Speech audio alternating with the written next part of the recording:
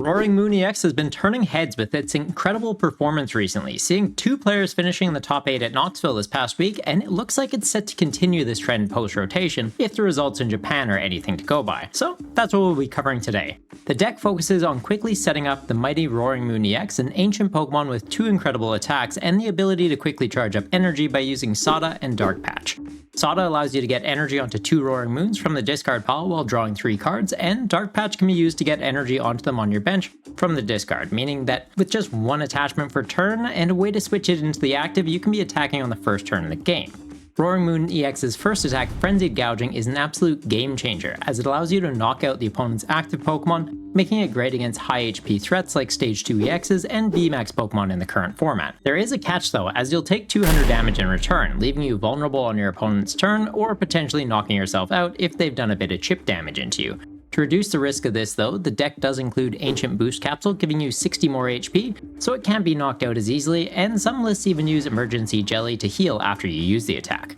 These cards provide essential protection, ensuring you stay in the game and maintain pressure on your opponent. But Roaring Moon EX isn't a one-trick pony. The second attack offers a different approach by dealing a base damage of 100 and an additional 120 if you discard a Stadium in play. This makes it an ideal counter into basic EX decks, one-shotting things like Miraidon and Chien-Pao EX, and providing flexibility to adapt into various matchups. To help set up Roaring Moon's offensive assault though, the deck does include a number of essential cards. Pokestop to help dig through the deck for crucial item cards like Dark Patch while ideally discarding the energy at the same time to get them back into play, and Nest Ball and Ultra Ball to help establish the bench. Temporal Forces also adds another Roaring Moon card to the mix, giving a great attacker for single prize matchups or to take knockouts in the late game. The attack only costs 2 Dark Energy and can be quickly charged up the same way as we get the EX online by using Dark Patch and Sada. It does a base damage of 70, scaling up by 10 more damage for each ancient card in the discard pile, which we do run 24 total in the deck, so it can hit some pretty solid numbers. Roaring Moon isn't alone in this deck. There's also a Flutter Mane as another ancient Pokemon that has a pretty good attack, but it's mostly in here for its disruptive ability. When it's in the active spot, your opponent's active Pokemon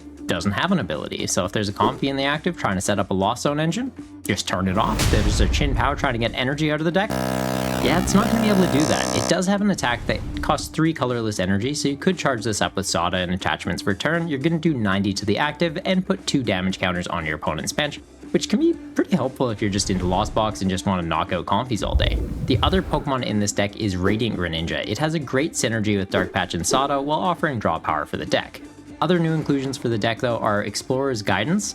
It's an ancient supporter card to help scale up Roaring Moon's damage. It lets you look at the top 6 cards of your deck, keep 2, discard the other 4, so it's sort of like Chorus but discard instead of Lost Zone.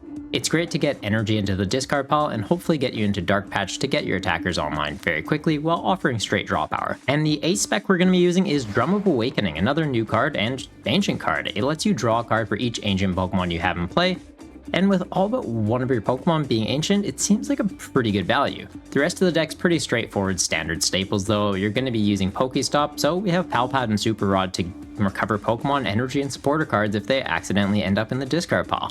Boss's Orders and Counter Catchers are in here for Gust, and Heavy Ball ensures that if something's prized that we really want on our bench, we can just get it out of there. We've only got 2 copies of the Roaring Moon EX, so if one of them's prized, it can be a little tricky. And there's also a copy of Roxanne for a little bit of mid-game disruption while giving ourselves some solid draw power. So if they've taken out 2 EXs, we can just go, hey, give us 6, give you 2, and I'm just going to bash you with the single prize Roaring Moon. It's pretty solid. From early game aggression with EX Pokemon to late game dominance with single prize attackers, Roaring Moon seems like it offers a well-balanced approach for strategic victories. With its solid foundation and adaptability, it's no wonder the deck's already seeing success in Japan. The deck looks ready to take the Pokemon TCG world by storm, but what do you think? Will it shine bright in the post-rotation meta, or will other decks eclipse it and steal the spotlight? Share your thoughts in the comments down below, and I'd love to hear what you think the next best deck will be, or what you'd like to see me cover next.